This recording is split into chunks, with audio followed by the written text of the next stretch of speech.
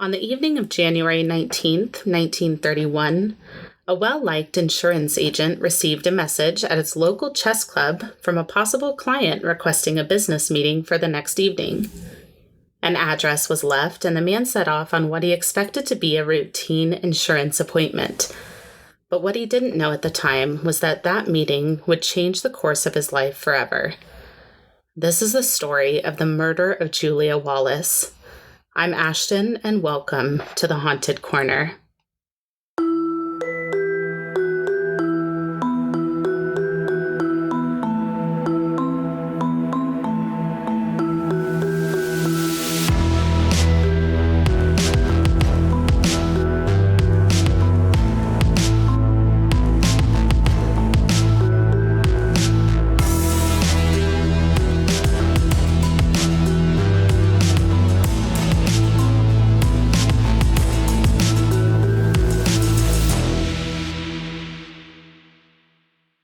Hey everyone, welcome back to the Haunted Corner.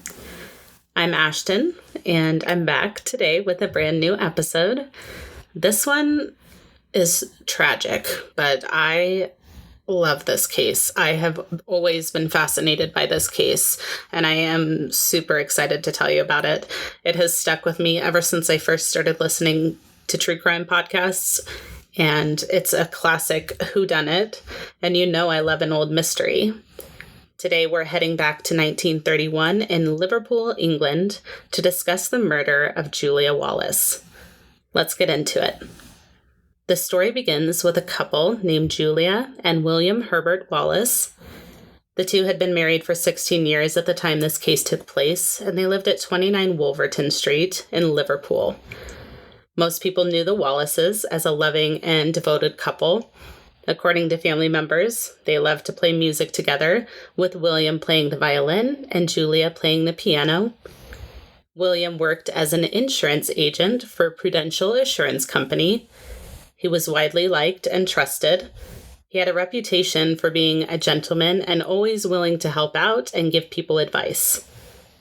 So how did one of Liverpool's most trusted men get caught up in a crime so violent that it continues to haunt the town almost 100 years later? Well, it all started with a mysterious telephone call to the local chess club on the night of Monday, January 19th, 1931. William Wallace left his home between 7:15 and 7:20 p.m. on the 19th of January to attend the Liverpool Central Chess Club. The club would meet every Monday and Thursday evening through the fall and winter at Cordell's City Cafe. William had known the head of the chess club, Samuel Beatty, for 8 years. Every other Monday, Wallace would set aside some free time to head to the chess club, and the 19th was one of those times. William was initially unsure about attending the chess club that night. Julia was sick with bronchitis, and William had recently gotten over the flu. But Julia encouraged her husband to go, and so he did. Around 7:15 p.m., a call came into the cafe. Chess Club Captain Samuel Beatty is the one who answered the call, and the caller requested that Mr. Beatty deliver a message to William Herbert Wallace, requesting that he visit him the following evening at 7:30 p.m., leaving a name and address as R.M. Qualtrough, at 25 Menlove Gardens East in Mossley Hill. Mr. Beatty repeated the name and address back to the caller and confirmed the accuracy. And when William arrived at the chess club that evening, Samuel delivered the message as requested. William had never heard of R.M. Qualtrough and had never heard of Menlove Gardens East. William asked Samuel if he knew where Menlove Gardens East was, but he didn't. He knew of Menlove Gardens West, but not Menlove Gardens East. One of the other club members had heard of Menlove Gardens North, South, and West, but had never heard of Menlove Gardens East. Despite the confusion, the men agreed that the location was likely somewhere off of Menlove Avenue. Although William arrived to the club late and his opponent failed to show up that night, he was able to salvage the evening. He found another opponent and ended up winning the chess match. When William left the chess club around 10:15 p.m. after discussing this strange message once again with a friend named James Caird on the way out. When William arrived home, Julia had prepared dinner, which they ate together before heading to bed around midnight, as was their typical nightly routine. Julia was noticeably upset that night, though, because her beloved black cat had gone missing. Now, here's what we know about the day of the crime, which was January 20th, 1931. William left home around 10:30 a.m. He headed out to collect insurance money, as he usually did, and he was seen by several people who knew him around town throughout the day. He passed by a police constable named James Edward Rothwell, who would later describe William as appearing, quote, haggard, drawn, and unusually distressed. He also claimed to have seen William dabbing his eyes with the sleeve of his jacket as if he were upset or crying about something. Many witnesses later shared much different impressions of Wallace that day. Not long after this sighting, William met up with another client who testified later that William was his usual self, even joking with her during their visit. Other witnesses who saw William that day backed the client's statement up with their own, saying that William was his normal self. He accepted a cup of tea from one of his clients before heading home, and nothing seemed out of the ordinary with the normally very pleasant man. Around 2:30 p.m., William's sister-in-law, Amy Wallace, arrived at the Wallace home for a visit. Amy was married to William's younger brother, Joseph, and she chatted with Julia for a bit. During their conversations, they discussed a recent string of burglaries, and Julia mentioned that William would be heading to a business appointment that evening somewhere in the Calderstones district.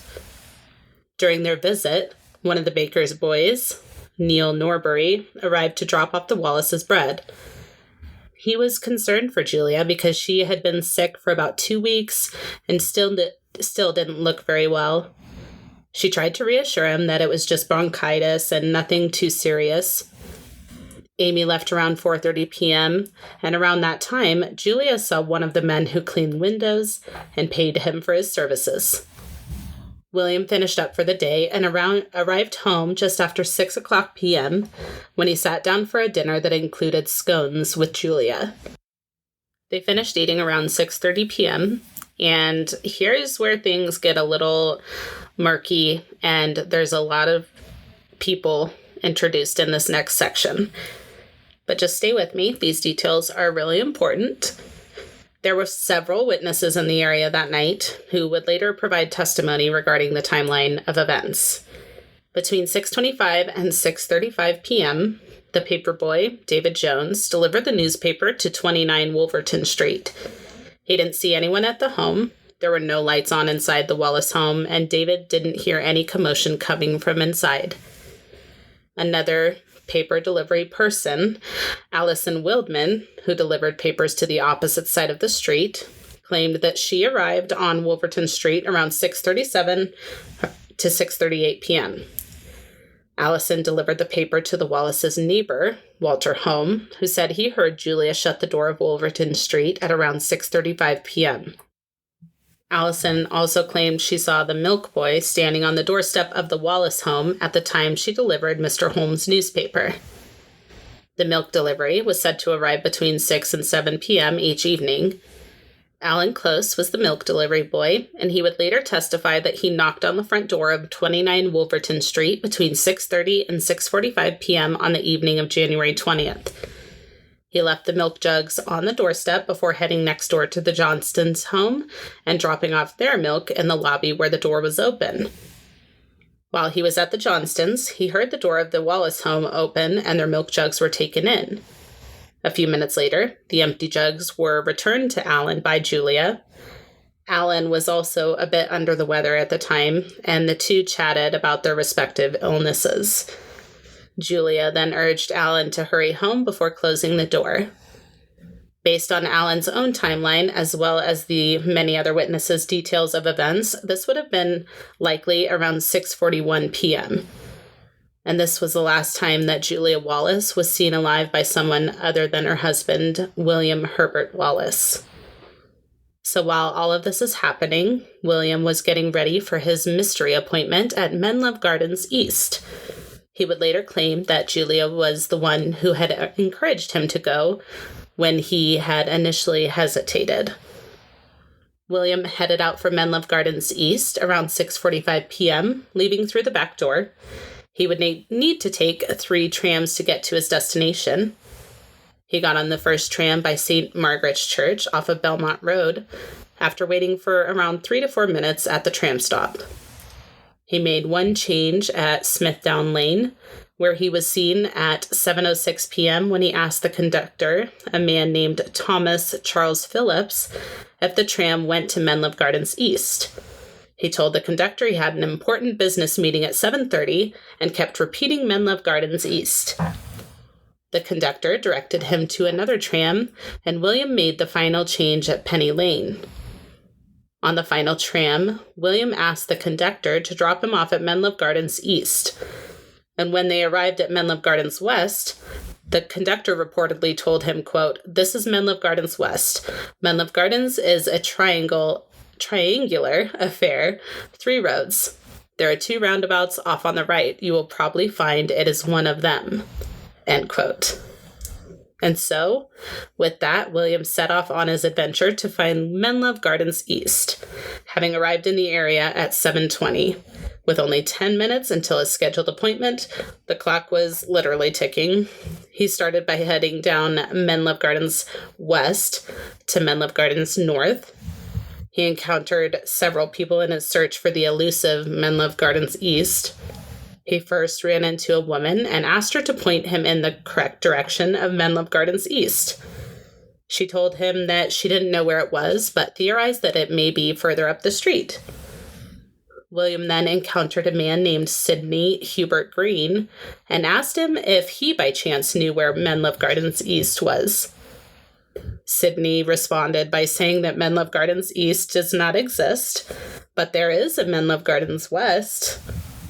And it was at that same time that William became suspicious that maybe Mr. Beatty had initially written down the address incorrectly. So he decided to go knock on the door of 25 Menlove Gardens West. But it was not Mr. Qualtrough who answered the door. It was a woman named Katie Mather. And she didn't know Mr. Qualtrough, and he certainly did not live at that address.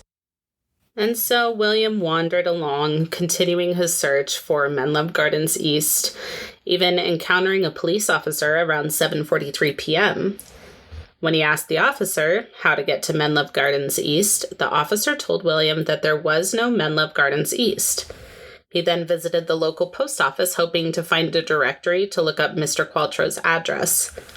Unfortunately, there wasn't a directory at the post office, and the clerk had never heard of Menlove Gardens East either, or Mr. R.M. Qualtrough. With his search for the address being a fruitless one, William decided to head home. He hopped on a tram and made the same journey as he had earlier. Around 8:40 p.m., William arrived back at the home he shared with his wife, Julia. He attempted to open the front door using his key, but it wouldn't open. He knocked quietly on the door, but no one answered. He then went around the back of the home, through the gate, which was closed but not bolted, and attempted to open the back door. When it wouldn't open either, he knocked again, this time being heard by their neighbor, Florence Johnston. And William received no answer at the back door again of his home, so he decided to go back to the front door to try to open it. But once again, the door wouldn't open, and Julia did not answer when he knocked. Now, at this point, William began to get a bit frazzled, and he hurried back around the house to try to open the back door yet again. And this is when he encountered his neighbors, Florence and John Johnston. The nervous William asked the couple if they had heard anything strange that night. When William asked him what was going on, he claimed he couldn't get into the house after trying both doors. So John encouraged him to try it again, and if he couldn't get it to open, John would go get his own key to try in the door. But the door opened for William when he tried it again. The Johnstons waited outside while William went inside to check things out. William called Julia's name as he made his way through the house. He headed upstairs to their bedroom, thinking Julia possibly had gone to bed early. She had been ill, after all, but she wasn't in bed. So he went back downstairs and lit a match in the doorway of the downstairs parlor. And it's in the parlor that William found Julia's lifeless body on the floor. She had been hit several times in the head. William then rushed outside and yelled to the Johnstons, quote, "Come and see, she's been killed," end quote. Julia was lying in a large pool of blood, and there was blood splatter as high as 7 feet off the floor, covering the walls, furniture, and paintings. There was visible brain matter coming from the wound in her skull, and although no furniture had been moved, it was clear that a gruesome attack had occurred. William, clearly upset and probably in shock, kept repeating, quote, "They've finished her, they've finished her, look at the brains," end quote. Mr. Johnston went to fetch the police and a doctor. William discovered that a small amount of money had been taken, and it was later found that a poker and metal bar kept near the fireplace were also missing. Officers arrived, including P.C. Williams, who was the first to arrive on scene. He questioned William about the evening as he followed him throughout the house. Now, the police did not handle the scene with care, apparently. One officer, who reportedly turned up drunk, flushed one of the toilets upstairs that had a blood clot on it and likely washed away some pretty important evidence. They also poured milk into a bowl for Julia's cat, which had returned that evening as well, which is very important. The milk is very important in this case and the timeline. Now, someone commented on William petting the cat during the frenzy of that night. They called him a compulsive cat stroker, which is like, same. But when officers arrived, they found Julia's lifeless body in the parlor.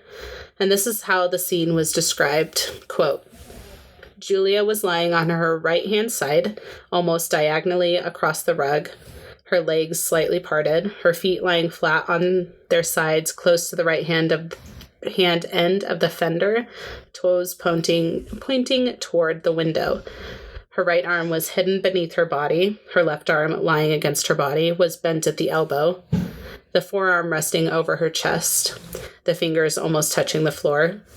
Approximately 18 inches from the open door, Julia's head lay on its side, her eyes staring out toward the window. Surrounding her head was a 9-inch border of congealing blood, brain tissue, and bone. Just above and in front of her ear was a huge, cruel opening in her skull, 2 inches wide by 3 inches long, through which what remained of her brain could be seen," end quote. Julia was also found to be lying on top of William's burnt Macintosh, which is like a jacket, in case you don't know. Forensics expert John McFall used the onset of rigor mortis to determine the time of death. He said Julia Wallace likely died at around 8 o'clock p.m. Examination of the crime scene indicated that whoever committed the crime was likely covered in blood, but there was no blood found on William. William's clothing was tested using a highly sensitive benzidine test, but no blood or blood stains were found. So what happened here? Well, pretty much immediately, police officers were under the assumption that the husband did it. Tale as old as time, am I right?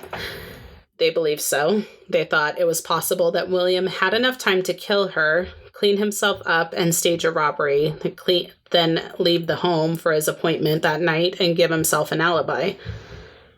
But William was not in the greatest health at the time. He was 52. He battled kidney disease his entire life and was just getting over the flu. He was not known to be violent. From all descriptions of him, he was kind and gentle. He was a pretty unlikely suspect. But all of that aside, what threw a wrench in the police officer's case is the timeline given by the milk delivery boy, Alan. He saw Julia alive when he delivered the milk just before around 6:40 p.m. that night. There was some debate about the accuracy of the timeline. Okay, a lot of debate. Police basically said Allen was wrong. They even made him complete test runs of his delivery route, enough times to convince themselves that it was 6:30 when he saw Julia during his delivery and not 6:45, even though another delivery boy saw Allen speaking to Julia at 6:37 to 6:38.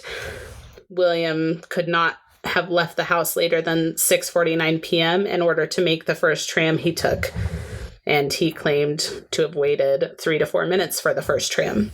So even if it was closer to 6:30 that the milk delivery boy saw Julia, that's still not a lot of time for William to murder Julia, stage a robbery, possibly clean himself up, burn the Macintosh, and leave to catch the tram by 6:45 and be seen on the second, waiting for the second tram at 7:06 p.m.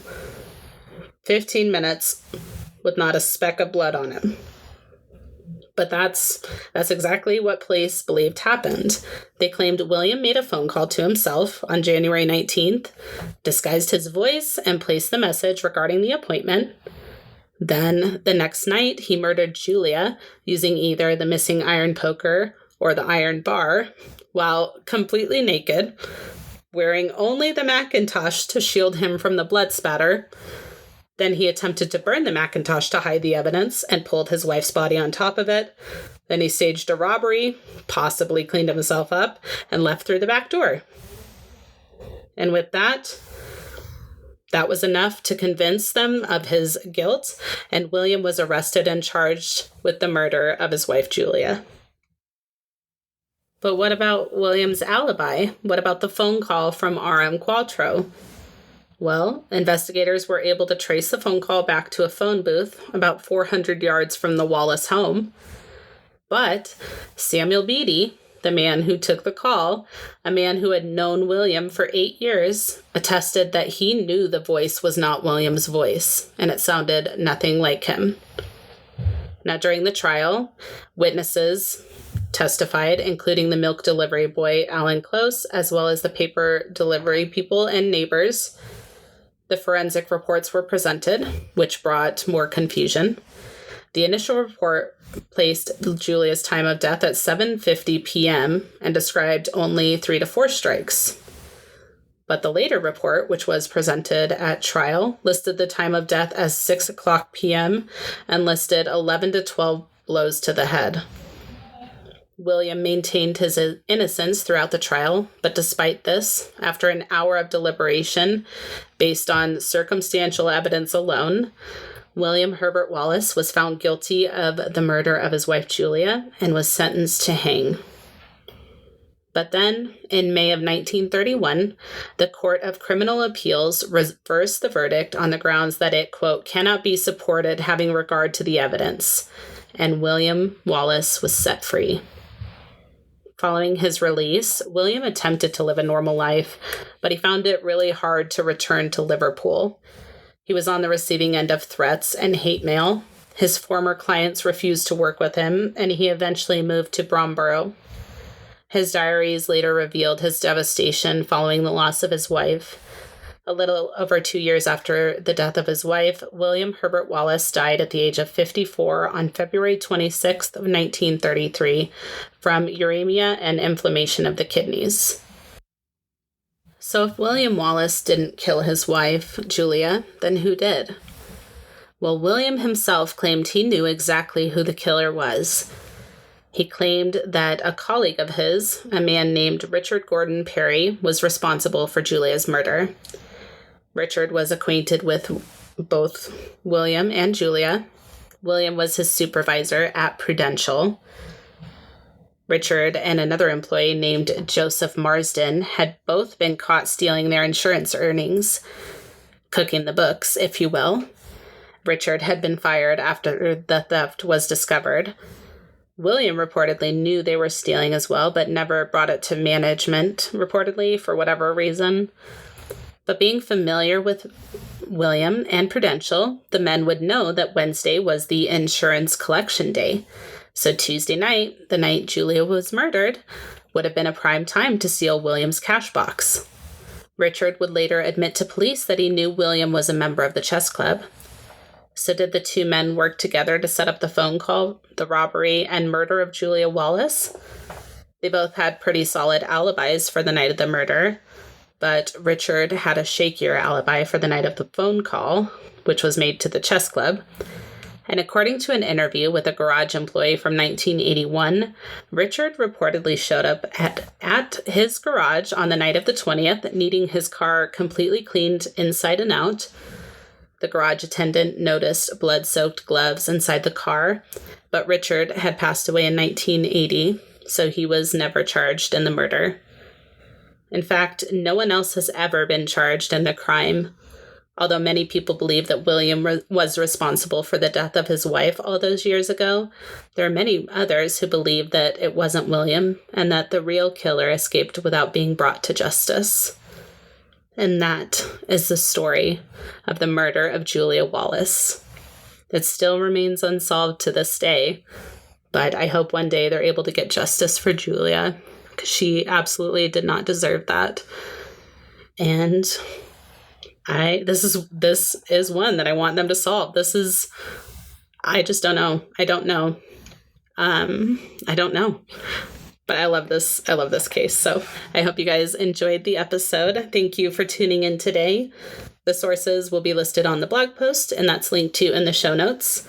Check out the other episodes of The Haunted Corner, available now wherever you listen to your favorite podcasts, with new episodes dropping every week.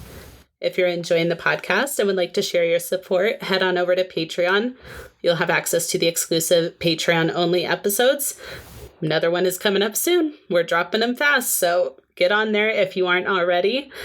And I appreciate all of our Patreon supporters who continue to show up each month and support the show. It means a lot to me. You can join Patreon at patreon.com/The Haunted Corner. If you're enjoying the podcast, tell a friend. Rate and review wherever you listen, and follow us on social media at The Haunted Corner on Instagram, Facebook, YouTube, and TikTok. If you have a case suggestion or correction to share, please send it to thehauntedcorner@gmail.com or submit it through the website. Until next time, be kind and take care of yourselves and each other, and we'll see you soon. Bye.